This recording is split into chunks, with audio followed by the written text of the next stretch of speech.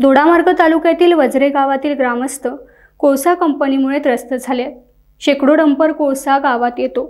या कोळशाची राख इथल्या मळे आणि पाण्याच्या स्रोतांमध्ये पसरते, त्यामुळे लोकांचे जगणे नामुष्कीचे झाले।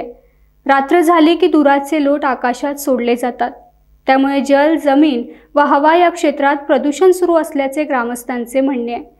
या विरोधात जनतेने अनेक वेळा आवाज उठवला, पण लोकांच्या आवाजाकडे प्रशासनाने दुर्लक्ष केले।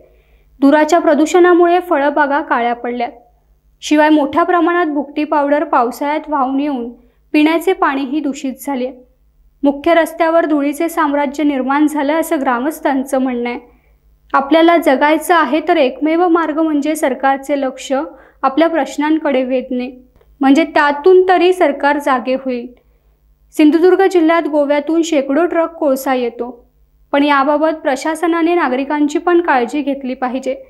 शेवटी उद्योग व्यवसाय नागरिकांच्या चांगल्या आरोग्याशिवाय यशस्वी करण्याचा प्रयत्न होत असल्याने येथील लोक नाराज झालेत, त्यामुळे त्यांनी आंदोलनाचे अस्त्र उगारले आहे। सिंधुदुर्ग जिल्हा प्रशासनाने याकडे लक्ष देण्याची मागणी केली जाते। वेदांत कोक कंपनी आता घेऊन 5-6 वर्ष झाली। त्याच्या अगोदर कोक कंपनी होती, त्याला एक 15-20 वर्ष झाली आहे। त्याच्यानंतर ही कन्वर्ट झाली वेदांत कोक कंपनी।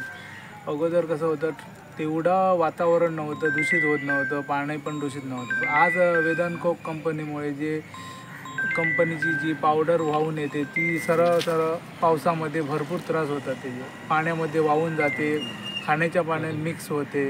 ह्याच्यामुळे लोकांना किडनी स्टोन, TB सारखे सुद्धा आजार होऊ शकतात। काही प्रकरणे आढळून पण आली आहे त्याच्यामध्ये। आणि दुसरी गोष्ट म्हणजे हवा प्रदूषण पण मोठ्या प्रमाणात होते।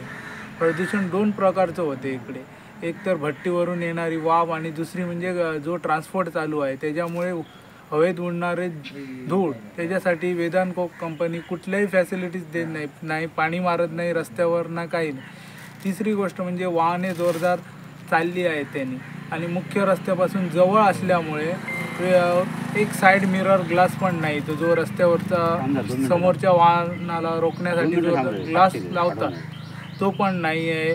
सिक्युरिटी नाही त्यांच्या रस्त्यावर, झेंडा दाखवण्यासाठी ग्रीन लाल कुठल्याच फॅसिलिटीज नाही। कंपनीचं स्वतःचं हे नाही, पार्किंग नाही, गाड्या इकडे तिकडे रस्त्यावर उभ्या राहतात, येणाऱ्या जाणाऱ्या वाहनांना त्रास देतात। आणि भरपूर काहीतरी विषय आहेत, जे कंपनीमध्ये जे चाललं आहे ते सगळं गोवापासून गाड्या चालल्या आहेत, विदाउट परमिट चालल्या आहेत, सगळं इलिगल चाललं आहे। याच्यावर पुढे दखल घ्यावी। सदस्य वजरे हे आम्ही आंदोलन करत आहोत, ते दूषित प्रदूषणामुळे आंदोलन करत आहोत। आणि असं आहे, कंपनी 15 वर्ष झालेली आहे आता कंपनीला। आमचं काही असं हे नाही त्यांच्यानी केलं। आता भले मोठे त्याच्या आतमध्ये प्लॅन चालू आहे, पण आम्हाला ते दाखवतात कुठल्याही प्रकारचं आमच्या इथे होत नाही, प्रदूषण होत नाही। म्हणून आम्ही हे आंदोलनाला बसलेलो आहोत। आम्हाला काय न्याय भेटावा म्हणून। रात्रीच्या गाड्या असं चालतात की अशा स्पीडने चालतात, ओल्ड लोडच्या नंबर प्लेट पण नाही त्यांना। रात्रीच्या 10 वाजेपर्यंत, सकाळी 3 वाजेपर्यंत चालू असतात। हे काय मी म्हणतो त्या बंद व्हाव्या, असं माझं एवढं निवेदन तुमच्याकडे हे करतो।